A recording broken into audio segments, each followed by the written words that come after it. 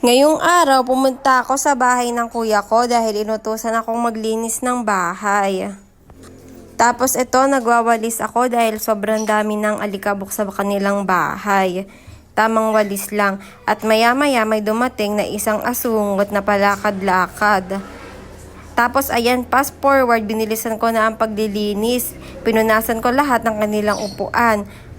Tapos ito, konting pasilip sa kanilang kitchen. Maganda ang kanilang kitchen. Tapos ito, bumalik ulit ako sa paglilinis dahil ang dami pang alikabok. Bibigyan daw ako ng kuya ko ng 10,000 a month sa paglilinis ng bahay. Kaya lagi kong sinisipagan. At ito, tingnan nyo ako. Nandito na nga ako sa terrace, nagpapagpag ako ng kanilang basahan. Sobrang alikabok, kaya ayan, ang dami-dami kong pinapagpag.